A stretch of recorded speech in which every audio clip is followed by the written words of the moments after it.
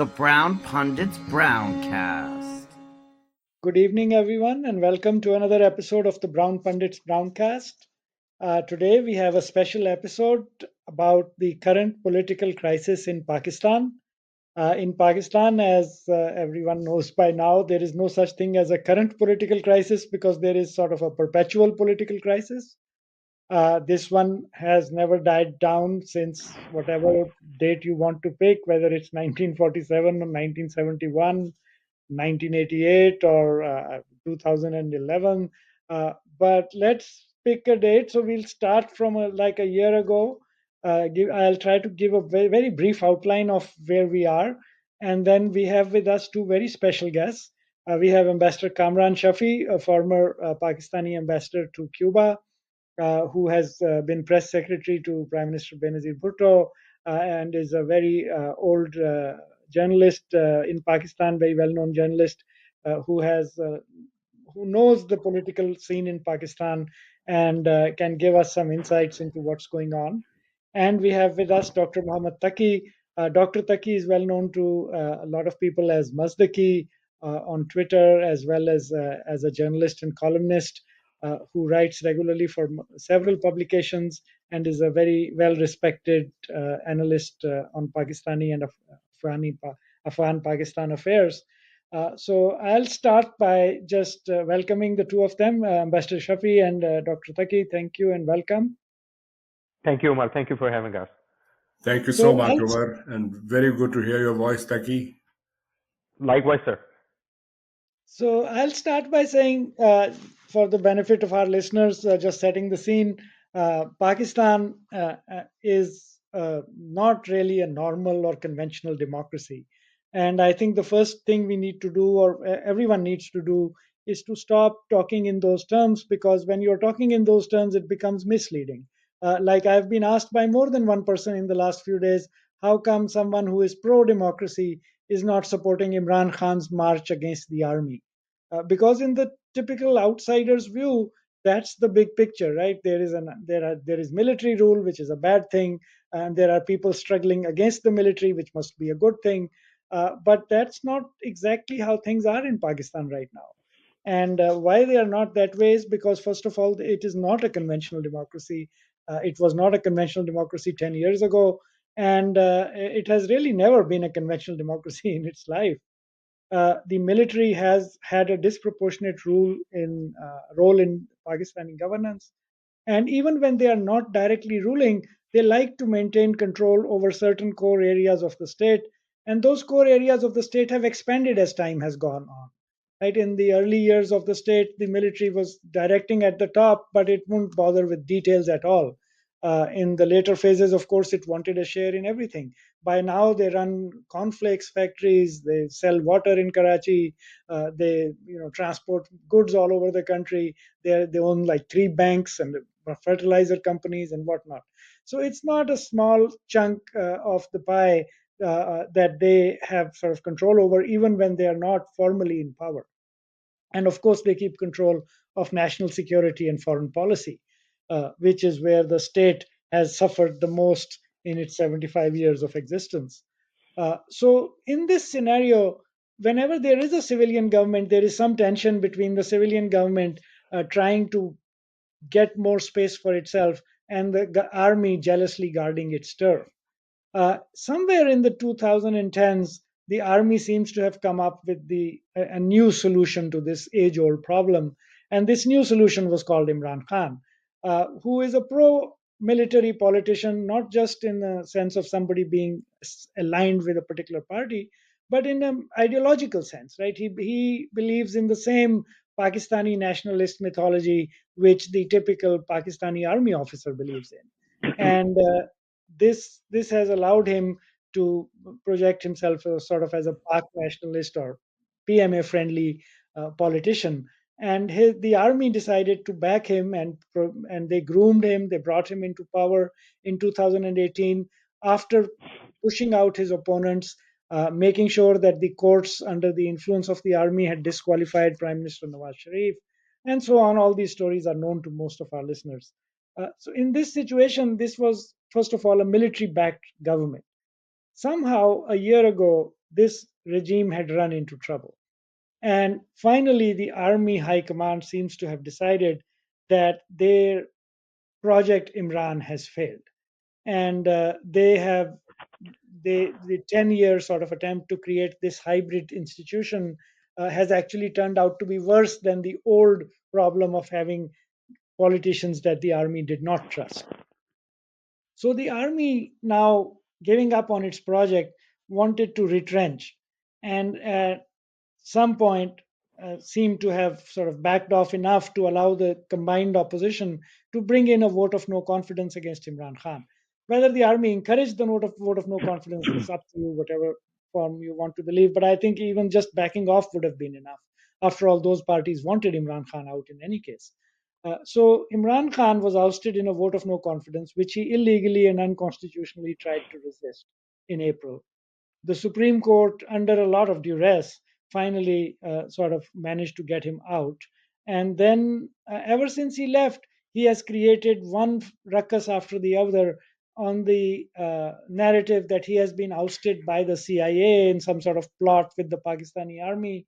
But all of this said not directly but indirectly, or in somewhat sort of soft words or camouflaged words.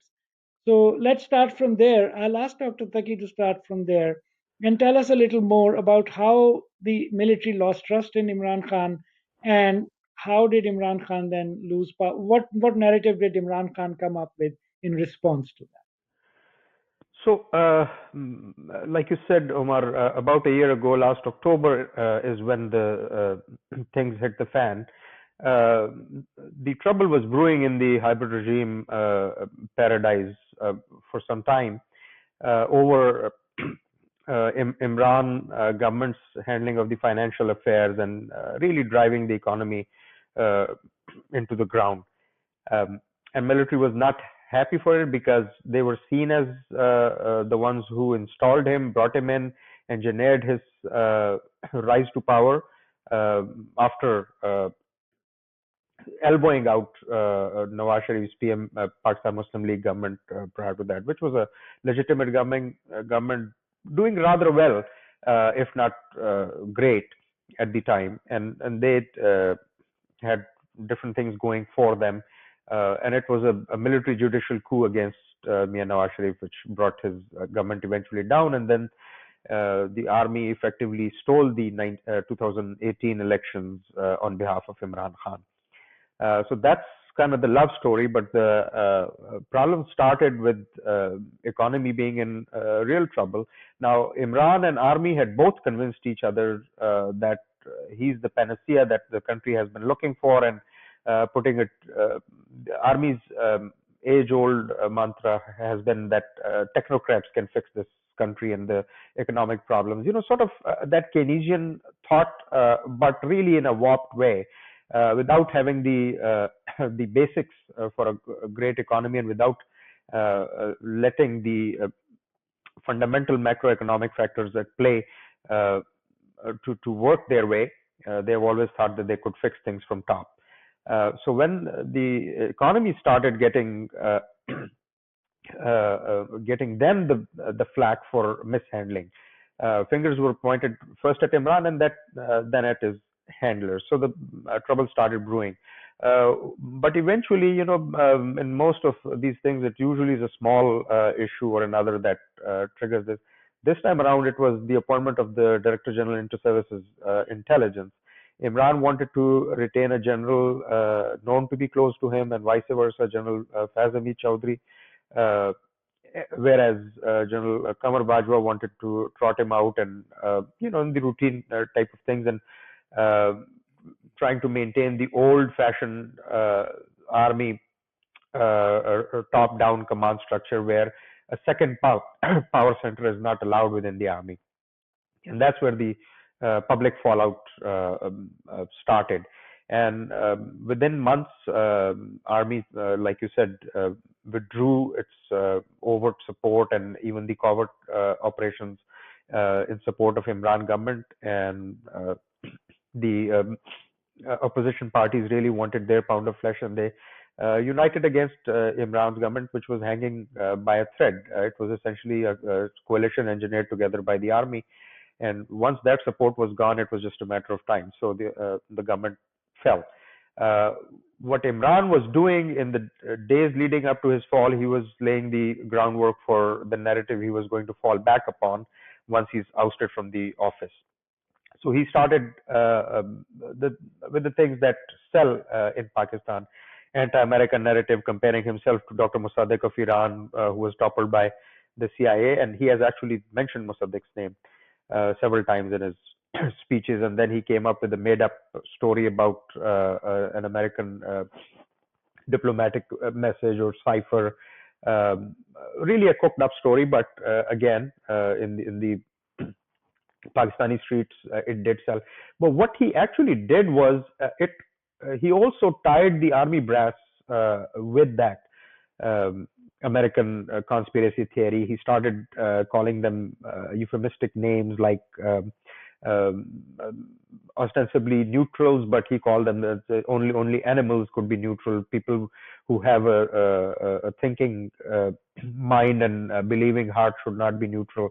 Then he smeared them downright as traitors, naming traitors Mir Jafar and Mir Sadiq from the subcontinental history, who sided with the East India Company, and both were generals.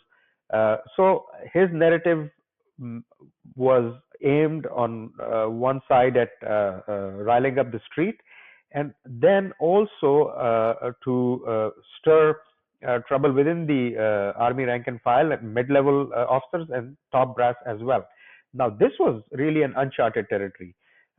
Most political parties in Pakistan have really not tried anything of that sort.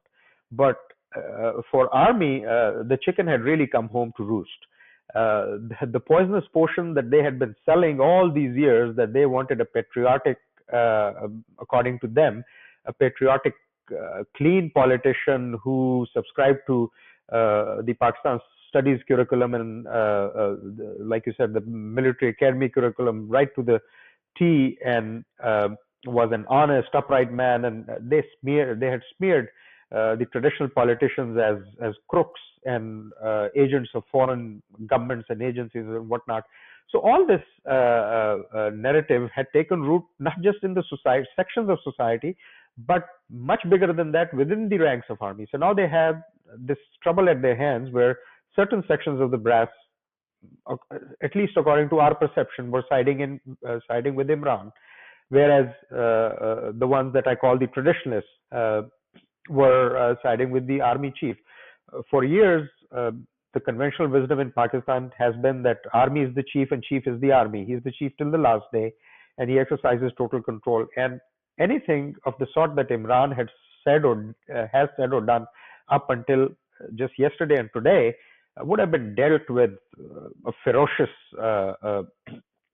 counterforce by the army in many different ways in the past. People have lost their lives and offices for much smaller things. But there was this reticence on behalf of army, first to respond to him and then to react to him. And ever since, they've been trying to play sort of a catch-up to him. So this neo-fascist, populist type of creature that they had unleashed is now sort of boomeranging on them. And this is where we stand as of this moment, where nobody really knows who's actually in command, whether the chief is the chief or is there a counterweight or a wannabe counterweight to him within the ranks of the army. Where does the political dispensation, even if it's in just its name, where does that stand, and what's Imran's next hand? He is simply just not going away. Many of us, including myself, we thought that once the army withdraws its support from Imran, he would definitely sort of flail and wail, but his protests would die out, because he never was an organic politician in the traditional sense. So where we stand right now is that the army, two directors general, the director general of ISPR and ISI, held a joint press conference a couple of weeks ago, castigating Imran, but nothing seemed to stick. And then he went on his other end, and eventually there was this attempted attack on him, whether it was an attempt on his life or not, but definitely an attack on one of his rallies in which he sustained some injuries. Also, an innocent man lost his life. So all these things has just added to the muddle that the Pakistani politics has been all these years. And this truly is an uncharted territory that we are entering into. For me, the most fascinating part is what is happening within the army. This is really where the crux of the matter is, and how the things in future would look like, whether Imran or the traditional politicians or the army, who prevails and in which combination, if there will be a combination, and what would be the shape of the things to come. So this is something, and I want Ambassador Shafi to step in here. I'll get to my thought on this in a minute, because one of my friends had an interesting Gorbachev comparison here. But before we get to that, I wanted to ask Ambassador Shafi, what Dr. Taqi described is a scenario in which the army decided or were forced to decide, really by his own incompetence, that this man is proving to be a liability for them, and they decided to dump him. But when they did so, he came back with this narrative of Mir Jafar and Mir Sadek and has put them on the back foot. But you, Ambassador Shafi, have sometimes indicated that you think even in these events, the army may have been trying to play some double games. That they themselves actually, that the reason they could not sort of just pick him out of the tea and throw him away like a fly is because they didn't want to, or that something more was brewing. What is your thought here? Exactly true. That has been my thought for some time. But let me first go back to what Taqi was saying about his selection and how long it took. If I'm not wrong, it took something like 19 years or thereabouts, 18 years, for ISI chiefs, for chiefs of army staff, etc., etc. So there's a little anecdote which I have to say, but I'm going to say it in as it was told to me by a Pashtun friend of mine. So please, no offense anywhere. I think I've told this to Taqi before, but anyway. So this is after the 65 war, and four Pashtun officers, my very good friend, my late friend, Ismail Niazi's father among them, a retired major. There was Mia Abdul Rasul Rasa. If you can go back, he was an officer of the information department. And there was a third officer, again retired, sitting around a fire in Nowshera and exchanging notes about the 65 war and how it had gone awry. And Mia Abdul Rasul Rasa says, yeah, I met some people from the Foreign Office and I asked them, why did you go into why did you do this? So the Foreign Office chap said to me, I'm going to use this accent, but I'm doing it out of very good faith, please believe me. So he says, the officer said, we thought the Indians would not take the international border. Alaka, why you thought? Yani, were the Indians your mamas that they wouldn't attack? Why did they think that Imran Khan was in any way a suitable candidate to be rigged into the position of a prime minister? Why? Why didn't they know his record? Why didn't they know that he was a third-class student at Oxford? He was the father of ball tampering. He has been lying all his life. He's been living on other people all his life, as they say, ATMs. So why did they think? Why did they think that he could have done it? And then we come to this point that you just raised, Omar, is, I mean, who has ever got away by saying what Imran has got away and is even today getting away by saying? Who has? They've actually said they'll tie up generals in the Dees chalk in Islamabad and set them alight, set them on fire, for God's sake, and nothing happened. All that happens is that 2 days ago, the DG ISPR calls upon the civilian on the elected government to take action. Right? What's going on? What's going on? There is so much here that doesn't meet the eye. There is so much here that boggles the senses. That the man can go around saying what he wants, when he wants. And they went on looking at him in a benign fashion as he went about destroying Pakistan's relations with all of its friends, virtually all, including China, Saudi Arabia, the UAE. I mean, and driving the economy, as Taqi said, into the ground. I think they woke up when they finally realized that next year they might not be making salaries to pay the huge military that Pakistan has. So, I mean, again, believe me, knowing the army high command, knowing how generals support each other, knowing how even those young generals now who've done very well in their careers and who are looking at the chief of army staff post 20 years or 15 years from now or 12 years from now, would they accept this sort of thing going on to their chief of army staff, which they will one day be in a position to be? So, quite frankly, it really defies description in every which way. There is something there that doesn't meet the eye. Definitely, there's something there that just doesn't meet the eye. So, what is that something though? What do you think? Is there a split within the army high command? Who are the factions? What I is think going on? he, if I may, Taki, I think I've always maintained this is a dry cleaning job. They are dry cleaning him and hoping to God that they can bring him back. There's a lot of talk about the presidential system being brought back. When senior generals write, like Tariq of Tank, write repeated articles on how the presidential form is the only way out, how Youthia or a Youthni lady member of the PTI in London says 4 days ago that what they want is the presidential rule. Where do these things meet? Where does this meet? What are they getting at? Which again, as a Pakistani, I abhor. I mean, it's our country is made of so many nationalities, so many different provinces. To bring in the presidential rule would be total destruction for Pakistan. So, quite frankly, I really am completely confused as to how people could even think of that.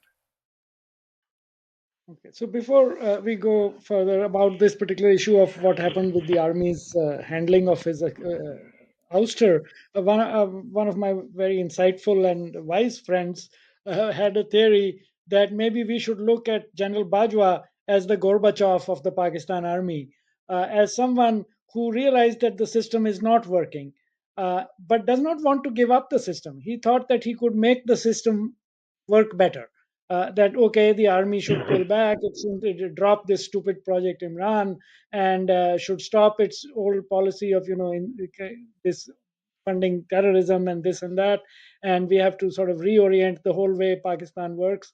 But at the same time, the army will still remain the first among equals. It will still have this big behind the scenes role. But this dream was based on actually pulling back a little bit. And this pulling back a little bit is a dangerous thing, because as Gorbachev discovered and as Deng Xiaoping did the opposite, in order not to discover, was that if you pull back a little, at that point things can unravel much more than you expected. Is there anything like that, possibly, Dr. Taki, going on in the army? Yeah, I think it's a very apt comparison. I'm not exactly sure if General Bajwa thought it all through, that this is some manner of reformation that he wants to undertake. My own feeling is that he miscalculated, and probably the brass aligned with him, whom I call the traditionalists versus the adventurers, also felt that they will be able to get rid of Imran, they would be able to recalibrate, just um, uh, move forward from that point on in a traditional manner. I never for once thought that they are going to abandon their political control, and especially the way they were hobnobbing to bring him down. Really, the neutrality wasn't a neutrality. The people aligned with them who would not even pray 2 rakat without asking them beforehand. They were aligning themselves with the opposition parties and so on. So I always felt that it's not really a reform; it's a bit of a recalibration, which army has done over the years. They did it after the Musharraf debacle.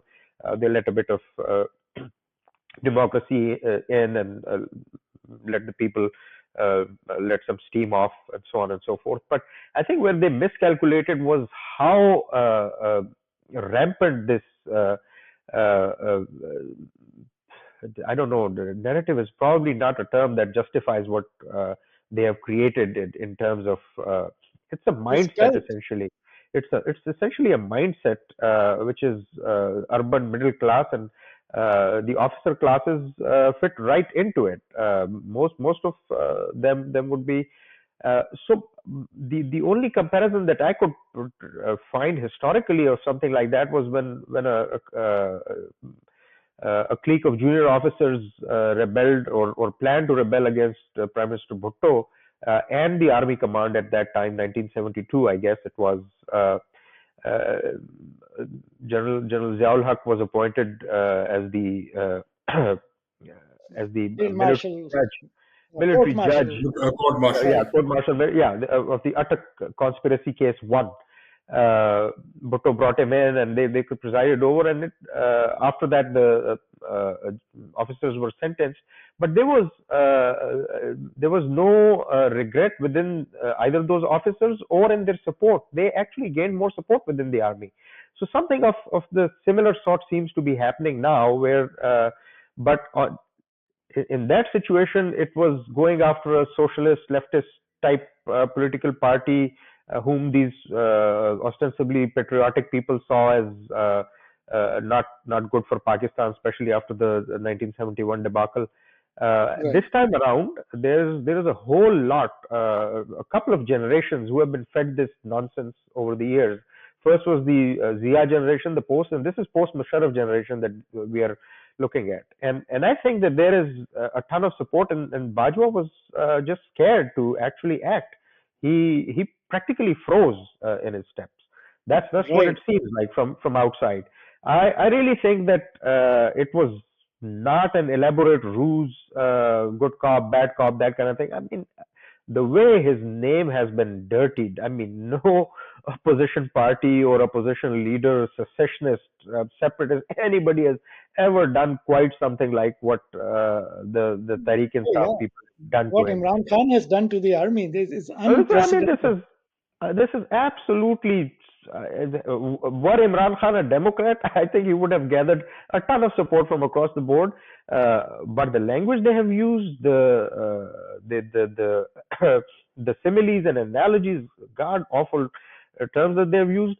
I think one, Bajwa is hamstrung by his term. That is one thing. The other thing is that the army is hamstrung by the monstrous narrative that they created, and they put all their eggs in Imran's basket.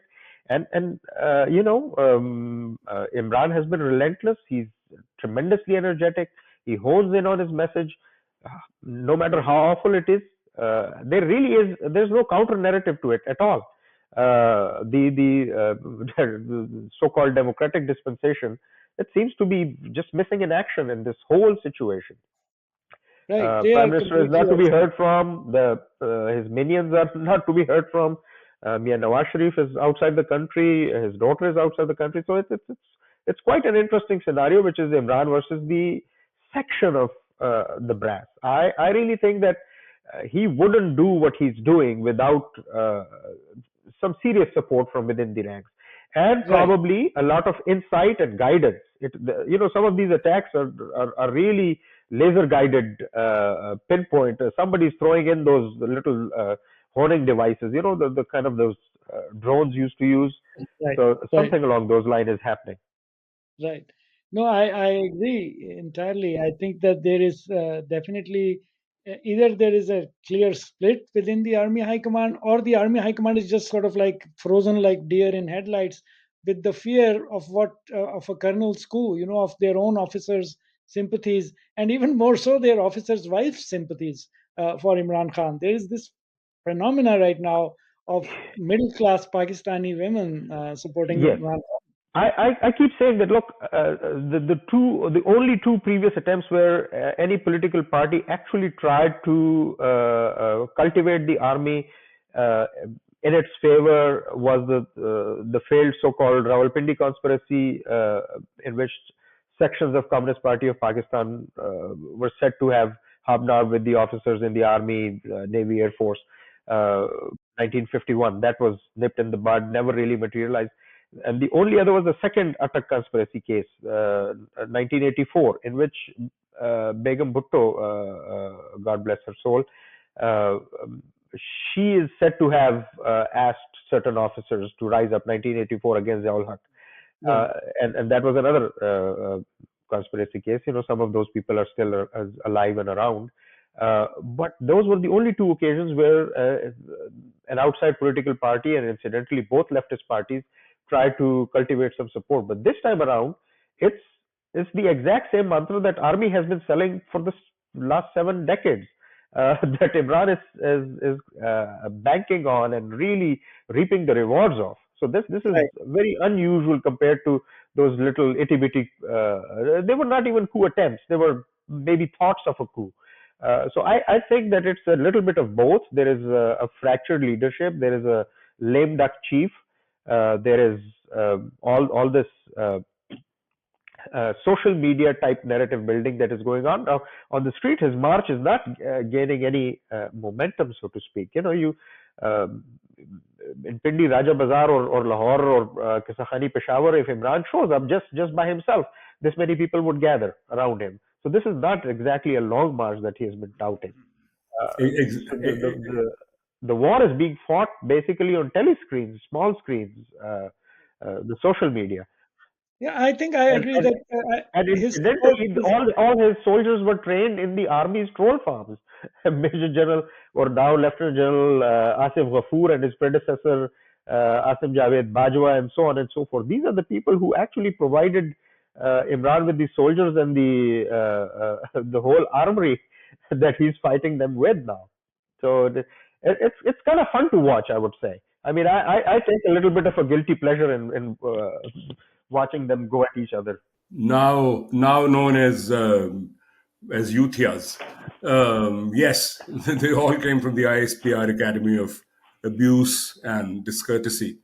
I just want to pick up on what Dr. Taqi just said. If you look at the gatherings that have happened during this long march, you will never see more than ever see more than 3,000-4,000 people at the most, because that is where all the lights are. Or uske piche, they're just lights lit along the road. That's all there is. The Corps Commander Peshawar's house was, they say, besieged by what? What were they? 70 people, maybe? Maybe 80, maybe 100. That's it. So this is also a myth that he's got this huge following, which is why Bajwa is restrained. It is a huge myth because this following just isn't there. There are a lot of very loud women in London and here who talk the height of nonsense, and no action is taken against them either. Now, it's another matter that Bajwa might be terrified of Imran Khan himself. But what about these people? What about these people who daily abuse generals? Nothing happens. Nothing happens to them at all. There is something, my friends, that doesn't meet the eye. Believe me, I am firmly convinced. Even as to one thing whether Bajwa is a we lame duck, I have my doubts. I have my doubts.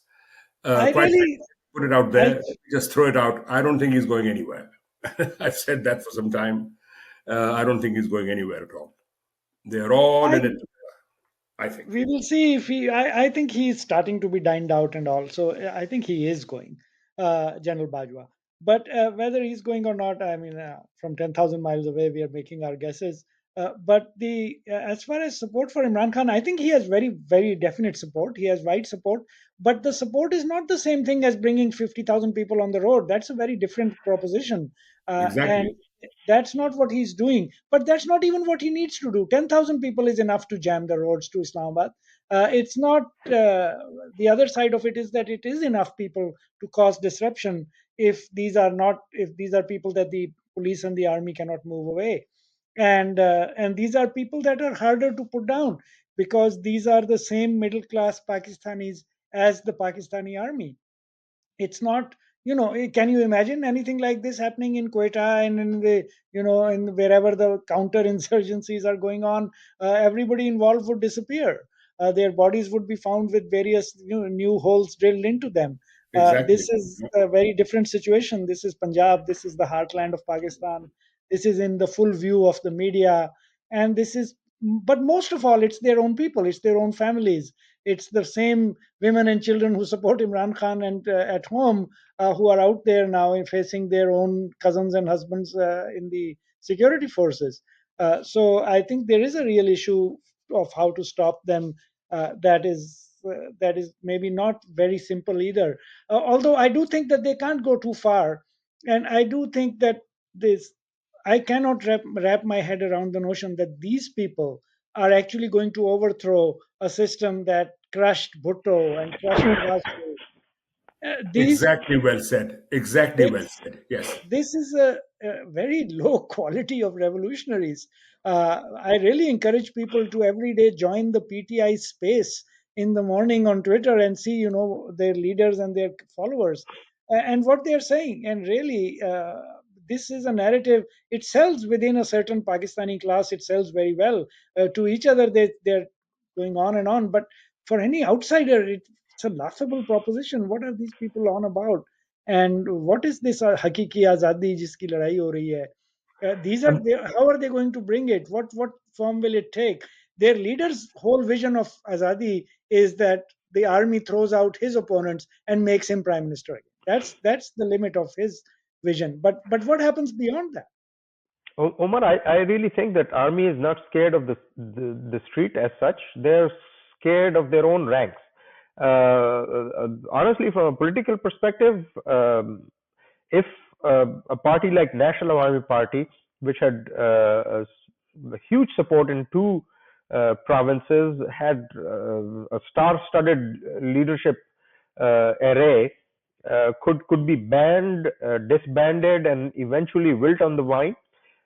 These guys are really nothing. The political solution to them is you lock the man up, uh, ban his party or whatever. I'm not saying this should be done. I'm saying that there are ways to do it.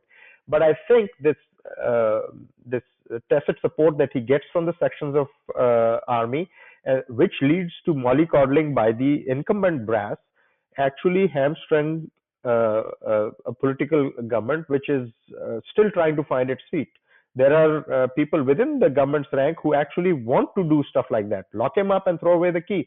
And truly, that this is a one-man show. I'm looking at some of the by-elections of late. Yes, he does win in Kuram, he wins in Chasada, he wins in Peshawar. But would one of his nominees or ticket holders win? I kind of doubt it. He has that kind of support where he walks on the curb, he gathers a crowd. Is he able to gather a protesting or rioting crowd? I doubt it.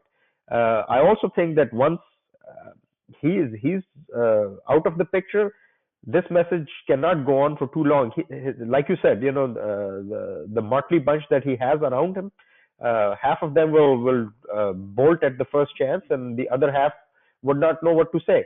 So, but since the opposition also sort of use the army's crutches to walk into this office, they are looking up to them, and also for a good reason, that this is army's mess. Let them clean it up. Why should we get our hands dirty? But I think in this process, whatever happens, nobody comes out uh, smelling like roses. It's going to be a further mess before. And I also sort of feel that yes, army command will eventually prevail. The house always wins. But they would come out with a bit of at least a bloody nose and bitten ear, sort of Mike Tyson like situation. So let me get your the opinion of both of you on what damage this has done or not done to the army itself, because this is an unprecedented attack on the very sort of core integrity of the armed forces of Pakistan. And I do not remember such an attack being allowed or tolerated or existing even in the history of Pakistan that I have seen. Even at the point of 1971 and surrender, I don't remember it being not in these terms. The terms I'm talking about is that there is I think maybe this is because I have also come from a little bit of an establishment family at the same time. We you can hear this from people within Pakistan, that in any normal functioning state there is a sort of source code, right? There is a code that you don't fiddle with, the BIOS, the whatever, in the computer, that you can't just casually override and edit and change. And if you are going to fiddle with that, either you are Lenin and you have an entirely new plan for the whole world in your hand, or it's going to fall apart all around you. And in Pakistan, I do not think Imran Khan is Lenin. Really, what he has tried to do here with the army, with calling them Mir Jafar, Mir Sadiq, this is not a minor accusation. What he's saying is that the entire army high command, not General Bajwa alone, the entire army high command conspired with the CIA to fire Imran Khan because they wanted to betray Pakistan. And they did it for money. All of this has been sort of pretty much said, and all of this is believed by his followers. This is unprecedented stuff. Does this cause lasting damage or not? So let's start with you, Ambassador. Which is exactly my point, actually, Omar. Exactly my point. Then why is no one? Why is the government not locking him up and throwing away the key when he has such little support? I call it the 9,000-ton gorilla who hides in the filthy innards of our deep state. It is the 9,000-ton gorilla. Now, whether there are 1 or 19 of them, I don't know. But there is definitely something stopping this government from doing this. They've been in government before. Shahbaz Sharif has been chief minister, Lord knows how many times. He knows how to run the law. Rana Sanaullah is an old hand, and all of that. Why are they not acting? There is somebody stopping them. And that is why I think I say there is something huge that does not meet the eye. Otherwise, the army high command. Think? I'm sorry. No, I was going to say, what does Dr. Taqi think? I tend to agree. No, I didn't understand what Omar is saying. I'm sorry. Hello. Omar. Sorry, I was just saying I was going to hear what Dr. Taqi thinks of that then. Oh, okay. Okay, please. I think that the government itself is hanging by a thread. Their numerical numbers in the assembly do not allow them to be comfortable in taking decisions as hard as putting Imran away and those kind of things. Because some of the support that they have, like realistically, the support from MQM and a couple of other members from Balochistan and so on, that is heavily reliant on army's good wishes and good offices. So they look up to army. The other thing is that the army has controlled all the judicial levers also. So anything that will have to be done to Imran will have to have a judicial due process take its course. And I think Shahbaz Sharif and his entourage are not convinced that if they lay a hand on Imran, that the courts are actually going to lay down the law. And as we have seen, certain courts in so many decisions have been very lenient with Imran. So many different cases have been pending against him and his partymen and his party itself, including foreign funding and so on. So all of that armamentarium is there. How is it put to use is anybody's guess. So I think the government, Shahbaz Sharif's fundamental folly was parting ways with his brother's strategy and actually exchanging a strong political process for a backdoor deal that they cut. In the short term, it did pay off as he was able to drive a wedge between Imran and army or drive it further as it existed. But in the long run, they also lost a lot of steam. They have spent a ton of political capital. So I think they're in a much weaker position than they were before April this year. So I think they know what to do. They just don't have the wherewithal to do it. So, Dr. Taqi, do you think that this has Imran Khan's sort of insurrection has seriously damaged the army in any way, or this is just it's one of those things? It's here today, gone tomorrow. They'll be back in the same form forever again. You know, Omar, these kind of things they did do leave some residual effects in all manner of systems. Martial laws destroy political systems. Martial law also corrupt the armies. And in our army's case, the perpetual rule has really made it into not just a fighting machine, but a business machine and a politicking machine, and so on. So this kind of wheeling, dealing, jostling for power, and especially within the ranks of the army, who knew that generals could actually be lobbying this hard for the top slot as it happened, and if not the rumor mills, but the chattering classes are to be believed. There are other sections that are siding with Imran, who are not directly in line for the chief, but otherwise support him in many different ways. So I think some rancor is going to remain. It's not going to be wished away. How the army eventually handles it, I really don't know. But I think any honest, gentlemanly, soldier-like leadership would definitely rethink its course going forward. But I doubt it. I mean, we have been there multiple times. We saw Ayub fall, and we saw Dhaka fall, and we saw Yahya go, and we saw Zaul Haq be blown out of the clear blue skies.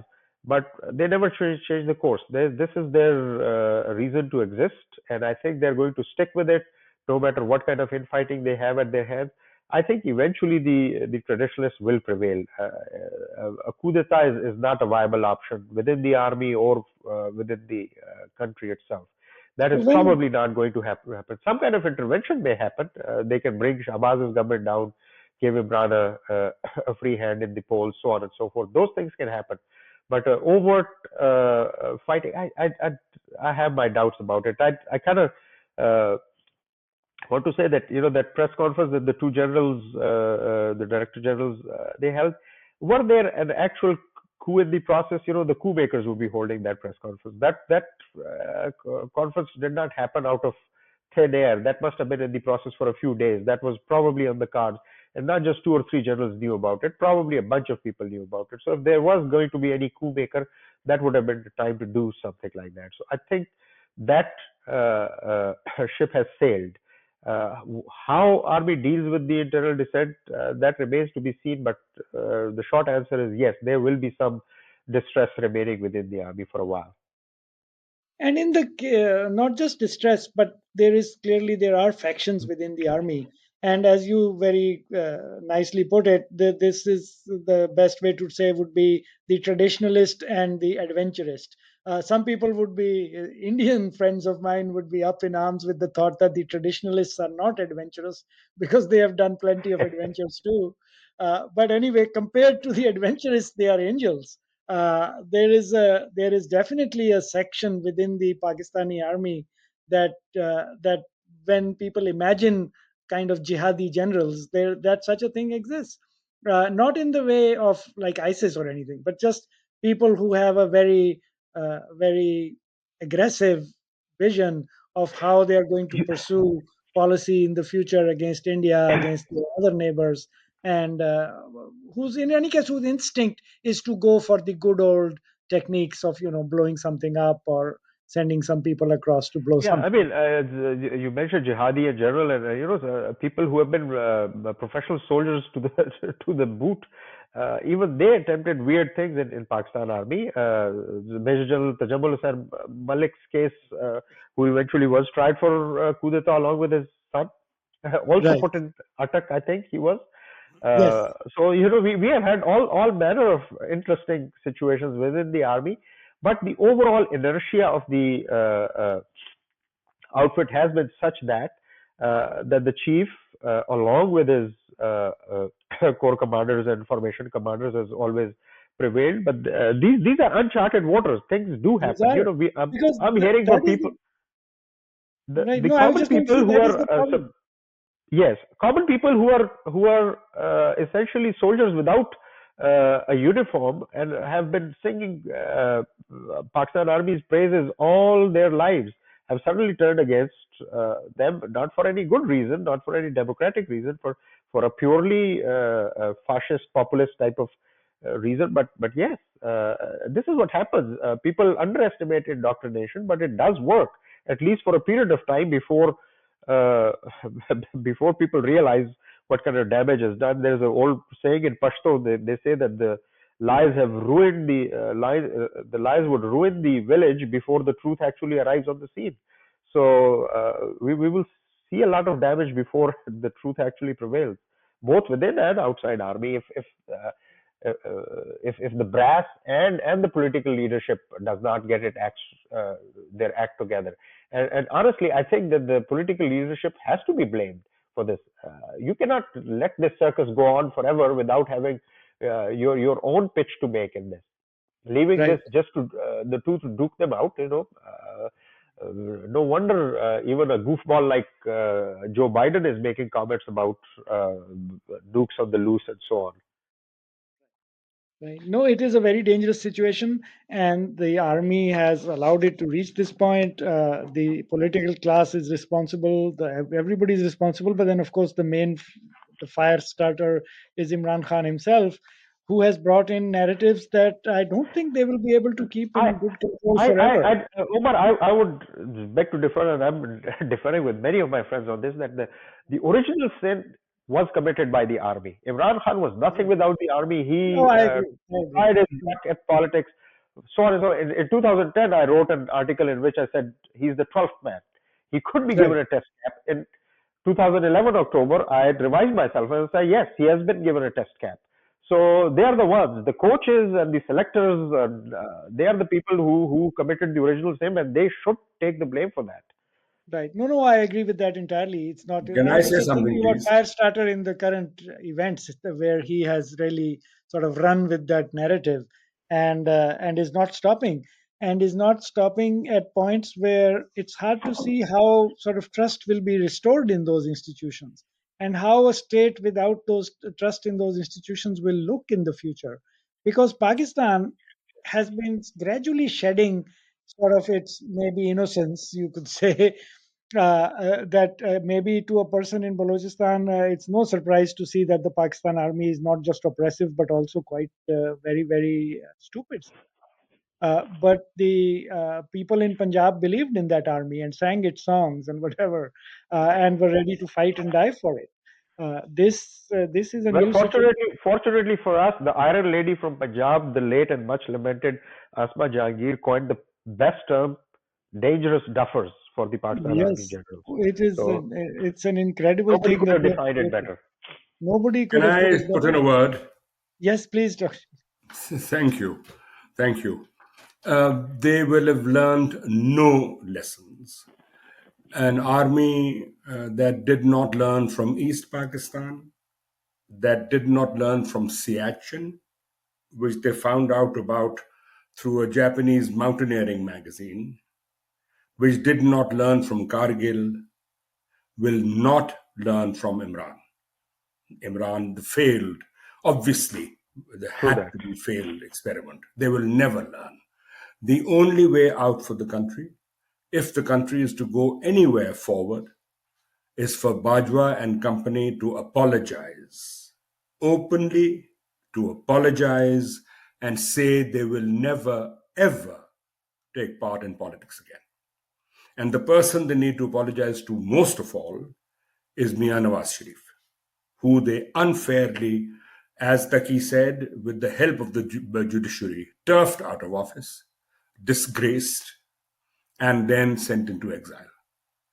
This is a huge tragedy. And mark you, the thing they threw out Prime Minister Nawaz Sharif for, which was trying to get to have amity with India, was the same thing that Bajwa himself did 2 years later at the Security Conference in Islamabad. Exact same.